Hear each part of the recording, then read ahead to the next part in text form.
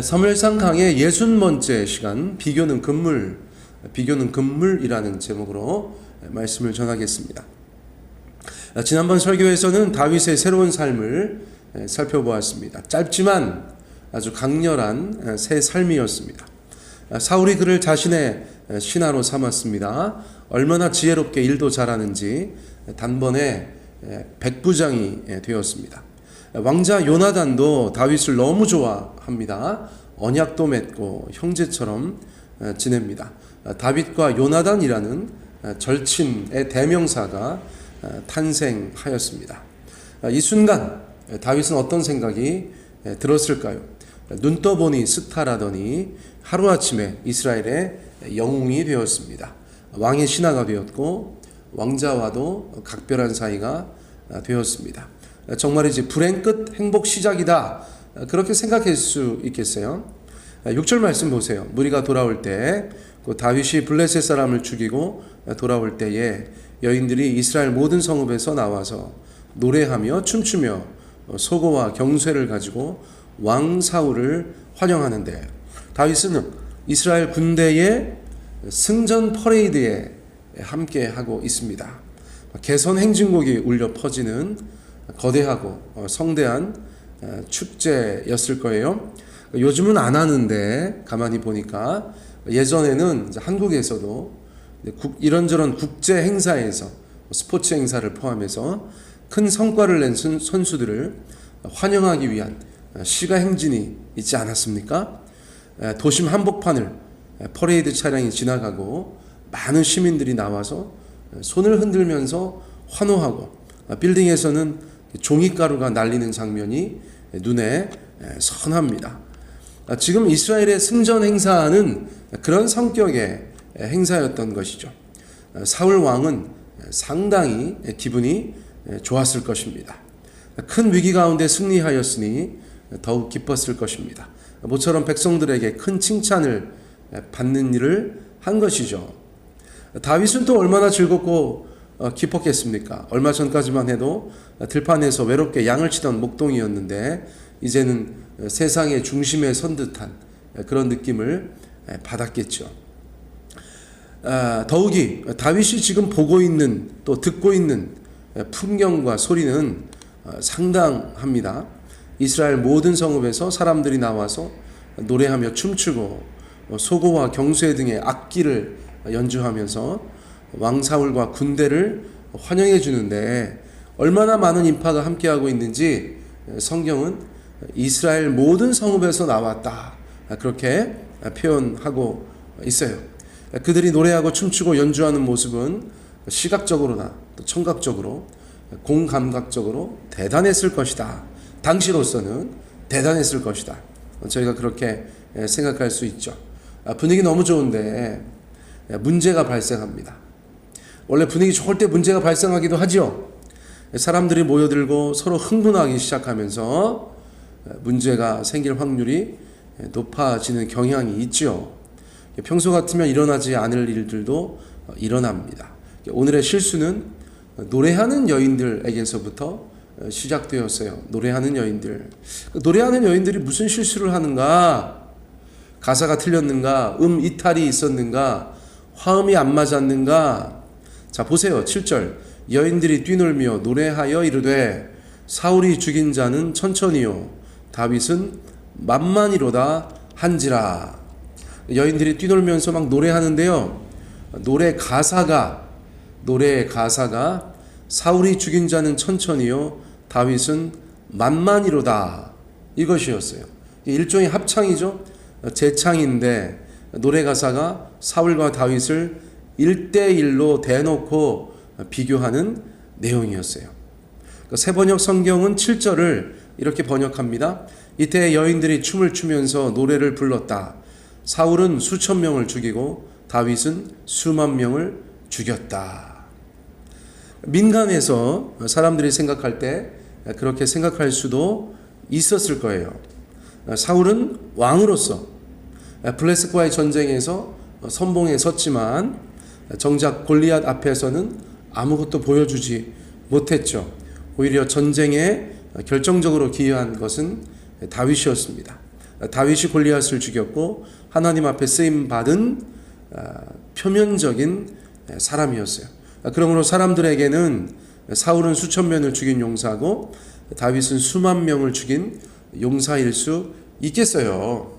또 여인들의 입장에서 사울보다 다윗이 더 젊고 멋진 용사처럼 보일 수도 있었겠습니다. 하지만 이 경솔한 노랫말이 이스라엘의 역사를 바꾸고 다윗의 삶을 고통 속에 빠뜨리고 사울의 인생에도 큰 타격을 주었던 것이에요.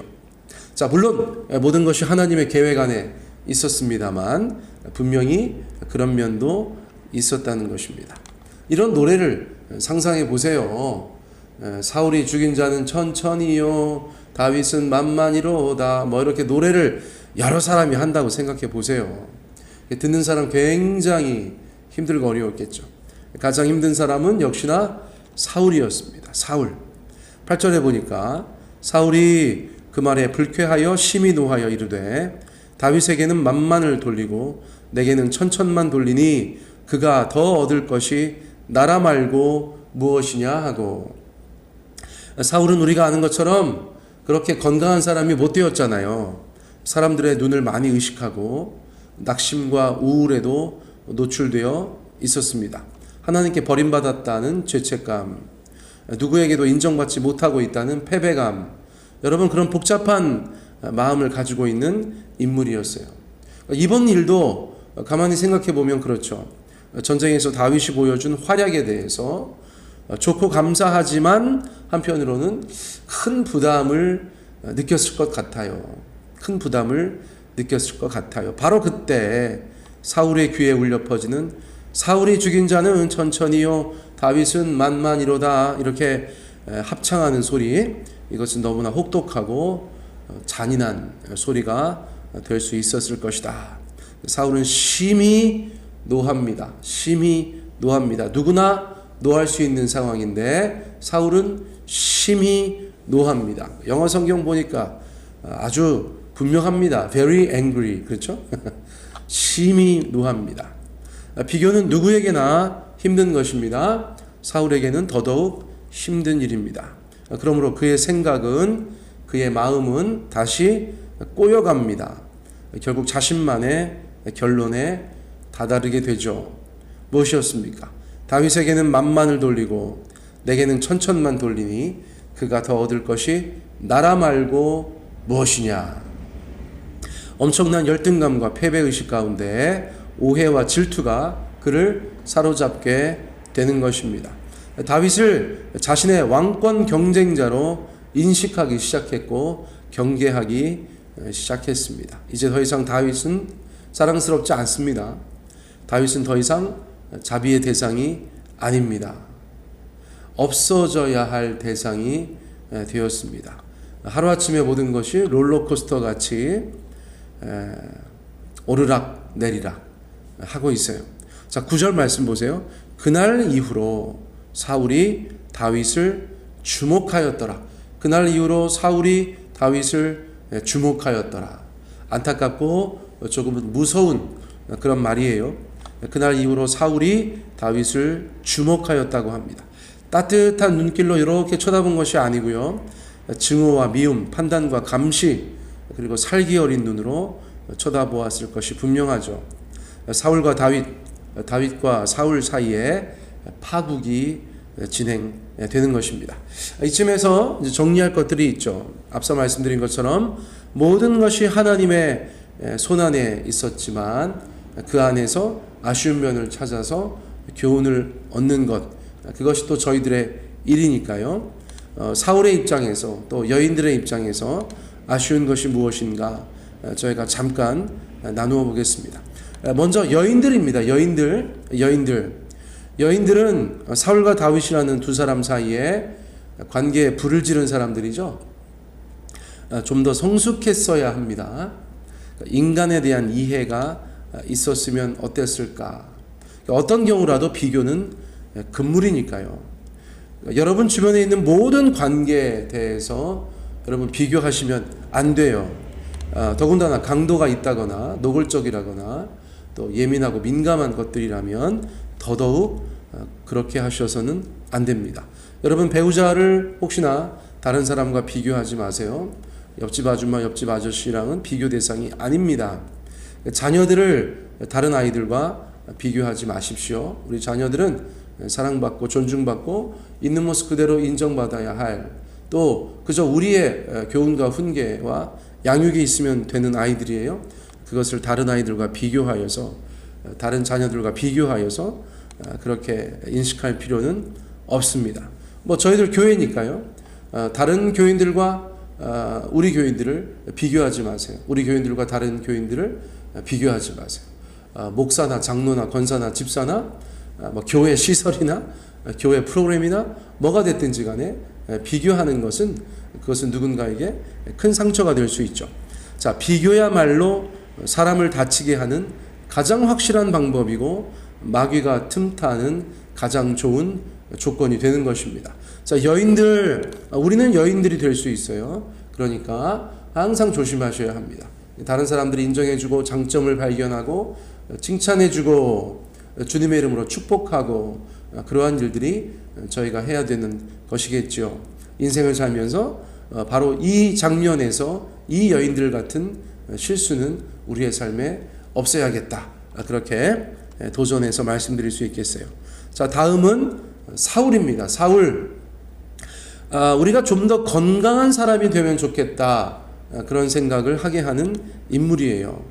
인생을 살다 보면 어떤 형태로든 비교를 당하게 됩니다. 나는 안 해도, 아주 가까운 사람은 안 해도 어디서 불쑥 만난 어떤 사람이 얼토당토않게 갑작스럽게 비교를 할 수도 있고, 그렇죠?